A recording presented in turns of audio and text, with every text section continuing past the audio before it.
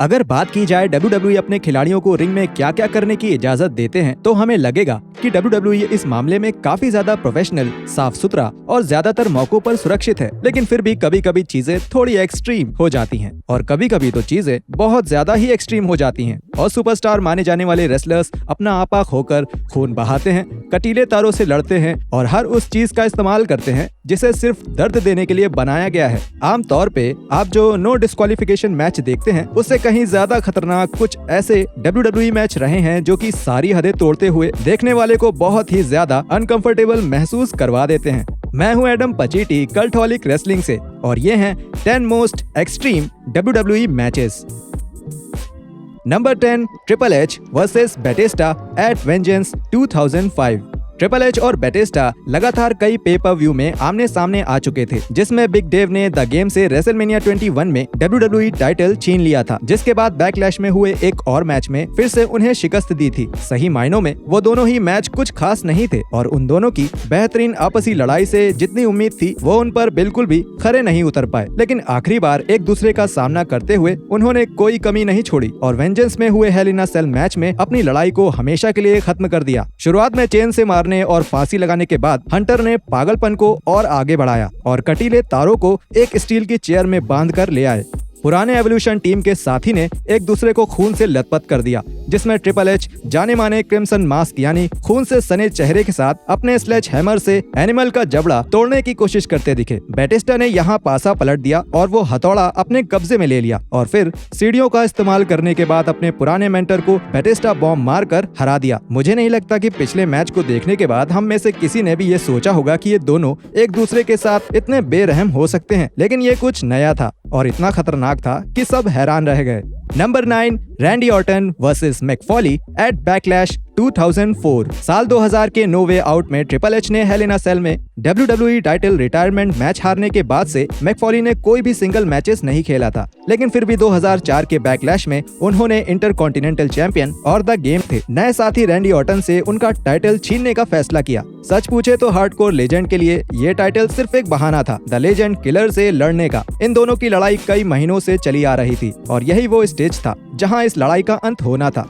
और ये कितना खतरनाक अंत था जहां हर एक मिनट के साथ खून खराबा बढ़ता जा रहा था और दोनों एक दूसरे को इतनी बुरी तरह से पीट रहे थे जैसे कोई दो जंगली शेर लड़ रहे हो। फॉली ने अपने कटीले तारों वाले बेसबॉल बैट से ऑर्टन का खून निकाल दिया और फिर उस बैट को रैंडी के पैरों के बीच गोटियों के ऊपर रखकर उस पर लात मार दिया और यहाँ तक कि रॉक के जनरल मैनेजर एरिक बिशॉफ के बाहर आकर मैक के बेसबॉल बैट को रोकने के बाद भी ये पागलपन नहीं रुका, क्योंकि इसके बाद बाहर आया कटीले तारों से बना बोर्ड और पिन से भरा बैग, जो कि उन दोनों के शरीर को और भी ज्यादा चोट पहुंचाता है। ये खतरनाक था लेकिन हद से ज्यादा नहीं था और इसने सबको ये याद दिला दिया कि मिस फॉली के बेटे क्या क्या कर सकते हैं और साथ ही ऑर्टन के लिए भी ये एक धमाकेदार शुरुआत हो गई।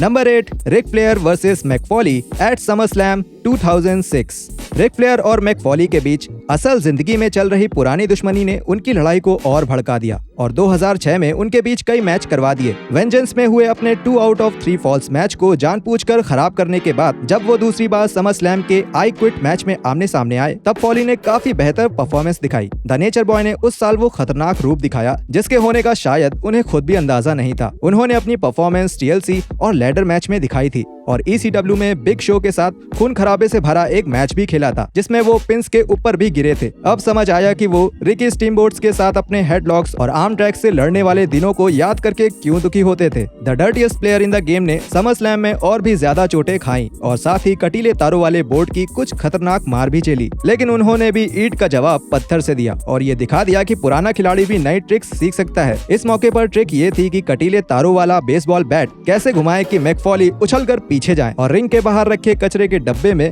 गिर जाएं। Number 7, the Dudley Boyz versus Tommy Dreamer and the Sandman at ECW one night Stand 2005। पहले ECW वन नाइट स्टैंड पे पर व्यू ने अपने फैंस के लिए लगभग सब कुछ पेश कर दिया, जिसमें तकनीकी रूप से अच्छी रेसलिंग और कुछ उछलने वाले ल्यूचा रेसलर्स से लेकर टेबल तोड़ने और जोरदार चोट पहुंचाने वाले मैच सब शामिल थे। ये एक शानदार शो था और इसे अपने मेन इवेंट के लिए एक खास मैच की जरूरत थी, क्योंकि ECW अपने खतरनाक खून खराबे के लिए जाना जाता है। इसलिए इसमें कोई हैरानी नहीं थी कि one night stand stand show का मेन इवेंट एक खतरनाक खून खराबे से भरे और मुश्किल से काबू में रहने वाले पागलपन से भरा होने वाला था। द डडलीज का सामना द सैंडमैन और टॉमी ड्रीमर से एक एक्सट्रीम रूल टैग मैच में हुआ, जिसमें ज्यादा स्किल्स तो देखने को नहीं मिली, लेकिन ये पक्के तौर पे अपने स्टिपुलेशन की सारी उम्मीदों पर खरा उतरा। इसमें खून था, चेयर थी, कटीली तारे थी, टेबल थी और इसमें चीज ग्रेटर भी था।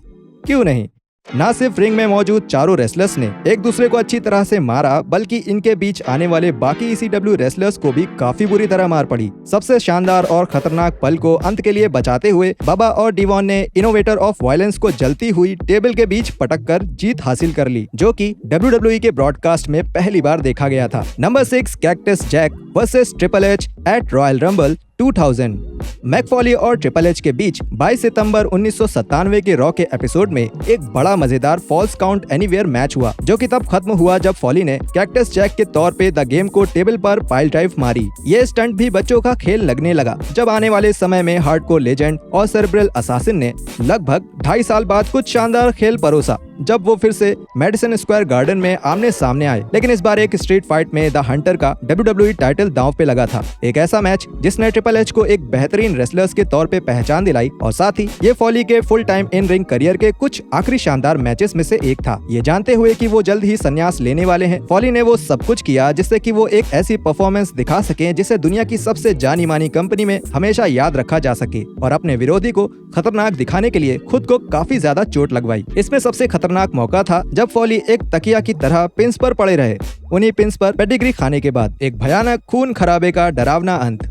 Number 5, John Cena versus JBL at Judgment Day 2005।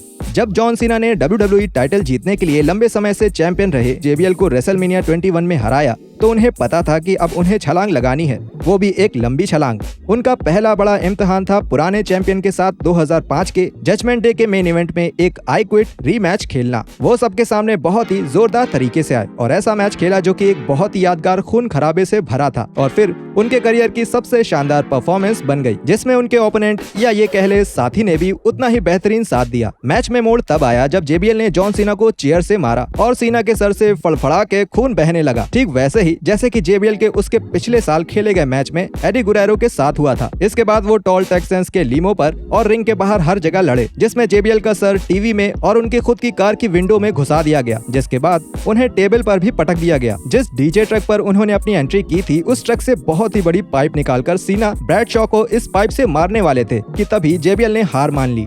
फिर भी सीना ने बिना रुके JBL को पाइप से मारकर शीशे पर पटक दिया। ये कुछ ज्यादा ही हो गया, मेरा मतलब ज्यादा ही निर्दयी हो गया। Number 4, Mick Foley versus Edge at WrestleMania 22।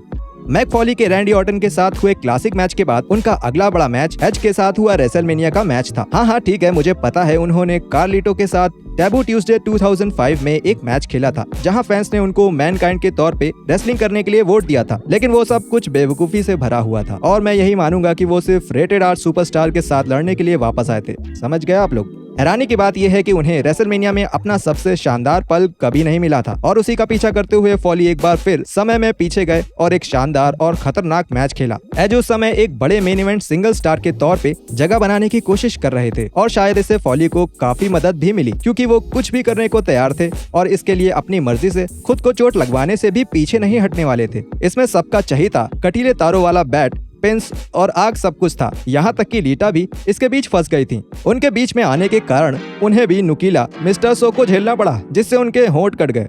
इस मैच का अंत आपके देखे हुए आज तक के सारे WWE शो में हुई सबसे शानदार चीजों में से एक था, जहां एज ने फॉली को रिंग के किनारे से स्पेयर मारकर जलती हुई टेबल पर पटक दिया। आपको अपना रेसलमेनिया मूवमेंट मिल गया मिक, और आपको आपकी जली हुई आईब्रो मिल गई Edge. Number 3, Mick Foley, Edge and Lita versus Tommy Dreamer, Terry Funk and Beulah McGillicutty at ECW one night stand 2006। WrestleMania में एक दूसरे को चोट लगाने की कोशिश करने के कुछ महीनों बाद एज और फॉली अच्छे दोस्त हो गए, और दोनों मिलकर ECW के दो सबसे चहीते स्टार्स के खिलाफ खड़े हुए। दोनों टीमों का दूसरा वन नाइट स्टैंड पे पर व्यू के हार्डकोर रूल्स टैग मैच में एक दूसरे से सामना होना तय हुआ, और कुछ ही समय पहले इसे इंटरजेंडर 6 पर्सन मैच में बदल दिया गया, और ब्यूला मैकेलिकटी और लीटा को भी इसमें शामिल कर दिया गया। हर किसी ने अपना काम बखूबी निभाया, लेकिन फॉली और फंक ने ऐसा परफॉर्म किया जैसे ये कवासकी 1995 हो, और मैच के अंत में कटीले तारों तारों वाले बोर्ड पर एक दूसरे के ऊपर गिरे हुए थे। इसके पहले ये बोर्ड कई बार इस्तेमाल किया गया था और कटीले तारों वाला बैट, लैडर और एक जलता हुआ कटीला तार जो कि एक लकड़ी पर लगा था, ये सब भी उतना ही इस्तेमाल किया गया। उन्होंने जो कुछ भी किया उसके पीछे का मकसद सिर्फ और सिर्फ खून खराबा करना ही था। जहां ड्रीमर ने एक मौके पर कटीले तार से अल्टीमेट अपॉर्चुनिस्ट का गला घोटने की कोशिश की। हैमरस्टाइन बॉलरूम में मौजूद फैंस ने ये सब बड़े मजे लेकर देखा और बात मजे की हो रही है तो एज को सबसे ऊपर आकर बहुत मजे आए, मेरा मतलब मैच में सबसे ऊपर आकर। Number 2, Shane McMahon versus Kurt Angle at King of the Ring 2001।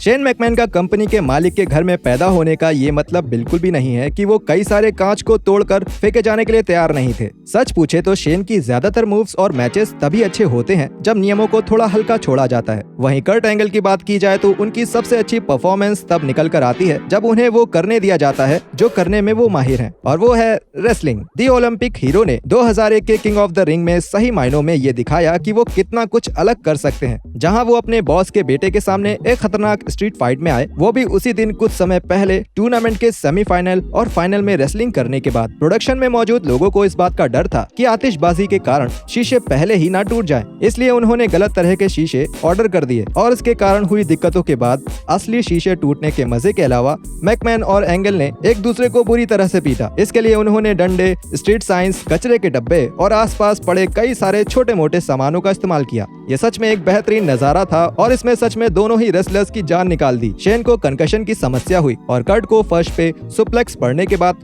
Tail bone का फ्रैक्चर झेलना पड़ा। Number 1, the Undertaker versus Mankind at King of the Ring 1998। हमने इस काउंटडाउन में अभी तक कई बार मैक फॉली को देखा और अच्छे कारणों से। किसी भी रेसलर ने खुद को इतने खतरनाक हालतों में नहीं डाला जितना कि हार्डकोर लेजेंड ने डाला है, लेकिन उन्होंने अपने इतने ऊंचे स्तर को भी 1998 के किंग ऑफ द रिंग में पार कर दिया। अगर वो अपनी हदों को पार नहीं करते हैं तो चोटिल अंडरटेकर के साथ उनका hello in a cell match खराब हो सकता था, और इस डर से फॉली मैनकाइंड के तौर पे खेलते हुए ऊपर भी गए और ऊपर से नीचे भी आए। उस सेल से हम सब ने उन्हें पहले उस जाल के ऊपर लड़ते हुए और फिर उसे तोड़कर नीचे गिरते हुए इतनी बार देखा है जितनी बार शायद हमने अपना पिछवाड़ा भी नहीं धोया होगा, क्योंकि ये दोनों रेसलिंग के इतिहास के सबसे ज्यादा बार देखे जाने वाले पलों में से एक है। लेकिन लोग ये भूल जाते हैं कि मैक के दूसरी बार गिरने के बाद क्या हुआ। उनका दांत टूटकर उनके नाक में फंसने के बावजूद न सिर्फ उन्होंने मैच को खेलना जारी रखा, बल्कि उन्होंने प्लान के मुताबिक ही परफॉर्म किया और फिनम को अपने आप को बेरहमी से पीटने दिया और अंत में अपने पुराने दोस्त पिंस के ऊपर लेटकर ये मैच खत्म किया। इसे हुए लगभग 25 साल हो गए हैं और खुशकिस्मती से कोई भी इस पागलपन की बराबरी नहीं कर सका है।